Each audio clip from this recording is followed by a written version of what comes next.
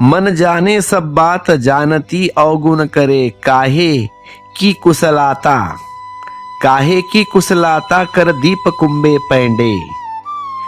मन सागर मनसी लहरी बुढ़े बहुत अचेन, कहिए कबीर से बाँची है जिनके हृदय विवेक। पांडित्य ज्ञान मन की समझ का क्या मूल्य है जब अवगुण जारी रहता है। इस कुशलता का क्या करोगे? यह कुशलता दीपक नहीं बनाते। यह कैसा दीपक, यह कैसी कुशलता।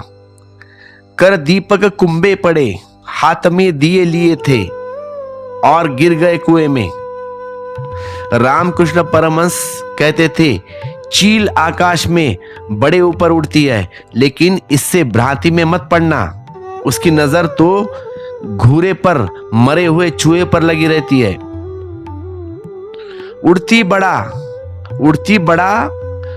बड़ा ऊंचा है। इससे यह मत समझ लेना कि चील बड़ी ऊंची है।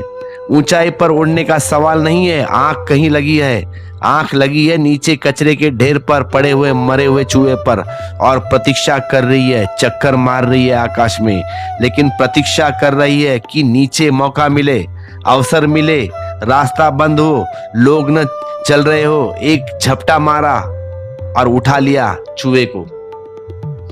पंडित उड़ता तो आकाश में है, मन मरे हुए चूहे पर है, जमीन पर लगा रहता है। ज्ञानी आकाश में उड़ता है, आकाश में ही होता है। यही फर्क है। तुम्हारा जानना, तुम्हारा होना चाहिए। तुम्हारा जानने और तुम्हारे होने में अगर फर्क है तो तुम कितने ही बड़े पंडित हो जाओ। कबीर कहते, काहे की कुशलता कर दीपक कुंभे पड़े। मन सागर मनसा लहरी बुढ़े बहुत अवेच। मन सागर है, जब स्वस्थ हो जाए, मन ही लहर है, अब अस्वस्थ हो जाए, अब उत्तेजित होते हो तो तुम मन लहरों से भर जाता है। जब शांत हो मन सागर हो जाता है, शांत मौन। क्रोध, घृणा, मोह, लोभ ज्ञानियों ने पाप कहते हैं। किसी कारण, इस कारण कि जब तुम क्रोध में हो तो मन लहरों से भर जाए, तुम अस्वस्थ हो जाओगे, तुम उत्तेजित हो जाओगे।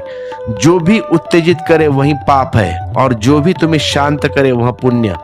इस परिभाषा को ख्याल में रखना। पाप और पुण्य का दूसरे से कुछ लेना देना नहीं है। आमतौर से लोग सोचते हैं कि क्रोध इसलिए पाप है कि दूसरों को चोट पहुंचाता है। नहीं, यह जरूरी नहीं कि दूसरे को चोट पहुंचे, क्योंकि दूसरा अगर बुद्ध हो तो तुम कितना भी क्रोध करो, उनको चोट नहीं पहुंचेगी। फिर भी क्रोध तो पाप रहेगा, चाहे बुद्ध को चोट पहुंचे या ना पहुंचे हो। नहीं, क्रोध पाप है क्योंकि उससे तुम्हें चोट पड़ती है। दूसरे को की चोट अनुषांगिक है, पहुंच सकती है, हाँ या ना हो सकती है, मगर महत्वपूर्ण बात वो नहीं दूसरों को। महत्वपूर्ण बात यह है कि तुम्हें, महत्वपूर्ण यह है कि तुम्हें चोट पहुंचती है। बस तुम्हारे भीतर कुछ अस्त व्यस्त हो जाता है, आंदोलित हो जाता है। तुम भीतर की शांति खो देते हो, भीतर का दर्पण धुंधला हो जाता है। और अगर तुम सतत क्रोध करो, लोभ और मोह में पड़ते हो तो तुम्हारे भीतर की झील शांत न होगी। फिर वहां पे शांत होने का अवसर नहीं मिलता, वहां पे फिर तूफानी बना रहता है। तब तुम धीरे धीरे भूल जाते हो कि इन लहरों के नीचे सागर छिपा था, क्योंकि उससे देखने का मौका ही नहीं मिल पाता। सब लहरें सो गई। जब एक ही लहर न हो तब तुम्हारा सागर तुम्हें प्रतीत होगा। फिर तो ब्रह्म और माया में इतना ही फर्क है। ब्रह्म जब उत्तेजित होता है तो माया, और जब ब्रह्म शांत हो जाता है तो ब्रह्म, या माया जब शांत हो जाती है तो ब्रह्म। माया ब्रह्म की उत्तेजित दशा है, रुग्ण दशा है, अवस्थ दशा है, विकृत है। मन सागर मनस लहरी बूढ़े बहुत अचेत। मन के लहरों में न मालूम कितने लोग डूब गए, और ये लहरें छोटी मोटी नहीं है, बहुत बड़ी लहरें है। जो भी अचेत है वह डूब जाएगा। और बहुत जन डूबे हैं।